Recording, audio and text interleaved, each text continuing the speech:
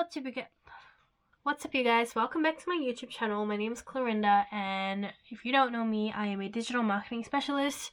And today I wanted to share with you why my first launch on my online program completely flopped. Yeah. I know it's not common for people to do this because it is embarrassing, but I thought I would share what I've done to hopefully inspire someone to learn from my mistakes or something like that. We'll see how that goes. But yeah, let's just jump straight into it, and I'll explain to you what I've done to launch my course, how I grew my leads and the results, and then I'll talk about what I've learned from that and what I'm doing now because of what I've learned. Before I decided to launch, what I did was a bit of market research. So I wanted to sell an online program on how to put together a marketing strategy. So from how to get traffic all the way down to selling, making that conversion.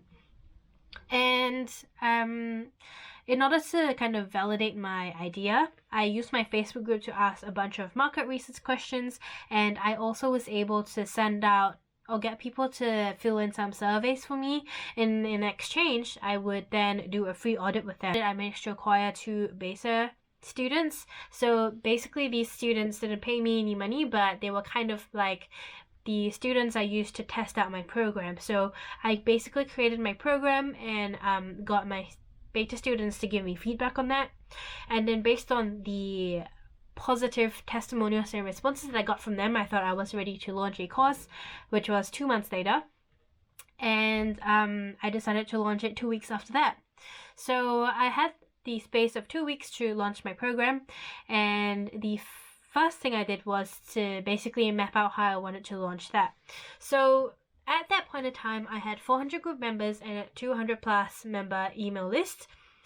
And apart from that, I didn't think it was enough to sell my program, and I thought, you know what, maybe I can get some leads through running some Facebook ads as well, and so that's what I did. So over the 2 weeks of that launch, I spent the first week running Facebook ads and got a decent amount of leads from that. The kind of ads I ran was basically to invite people to sign up to my masterclass, where I would teach local business owners how to put together a marketing strategy online. And then I also marketed and announced my launch to my Facebook group members and through the email list.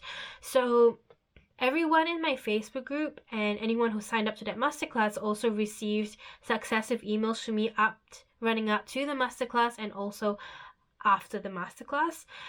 During the masterclass itself, I gave them a free workshop on how to grow their business online.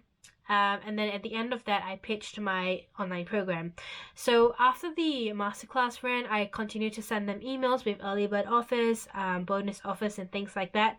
So the whole launch period overall probably went for about 3 weeks. So here were my results from that launch. In total, I spent about $560 in marketing. All of that was really allocated to my Facebook ads. Everything else I grew organically, so it was all free. It did take a lot of time, but it was 100% free. In terms of the actual result of that launch, with the Facebook ads, I had 141 clicks to my opt-in page for the masterclass, where they can put in their email to get reminders for the masterclass. In terms of signups for the actual webinar, I had 80, and these 80 signups were not just from my Facebook ads, they also came from my Facebook group and my email list. The total amount of people that attended my live masterclass was 3. And the number of people that attended my masterclass replay plus lives was 26. Moving on from that, I also had 20 sales page visits. So basically, after I ran my masterclass, I pitched my offer, and people would then click on that offer to lead to that sales page where they could then buy the program. So I had 20 sales page visits from that. And then after the sales page visits, I had 3 people click to buy the program, but no one actually bought the program. So they got to the page where they could put in their credit card details, but no one actually went on to buy that program. So that was the result of my launch. So obviously not great, considering I had invested $560 and didn't get a single sale.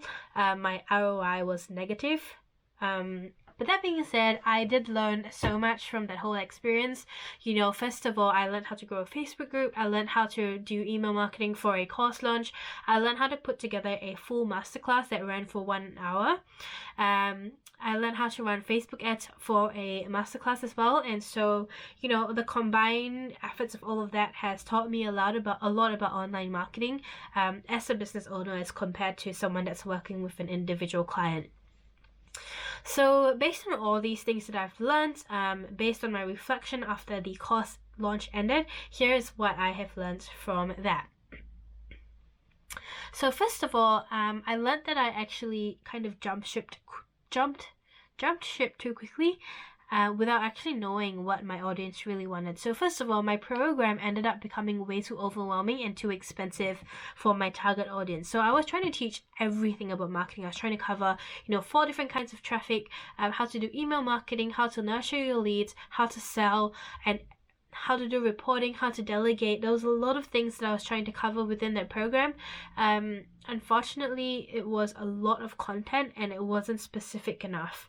And secondly, it was really expensive. So I'm not saying that my program should be cheaper, but I'm saying that I didn't sell it in the right way to justify the price that I was selling it for. And because a lot of the people that were signing up to my masterclass were small business owners or local business owners, they didn't tend to have as big of a budget as other larger companies would have.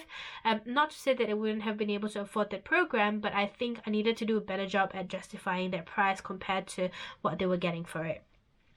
The second thing that I learned was that no one was actually asking for that program. I kind of just pushed and assumed that they wanted that program.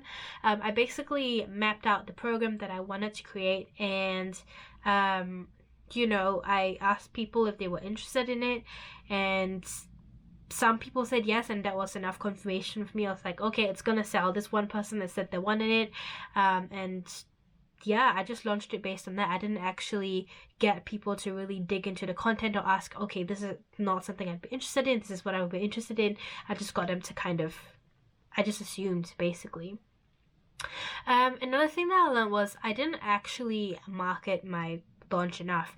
So as I've mentioned, I've been running the Facebook group and growing my email list and stuff for over 3 months, but I only really announced my program launch the 2 weeks before the course actually went live, which was a huge mistake because people didn't really have enough time to register that I had a program coming up.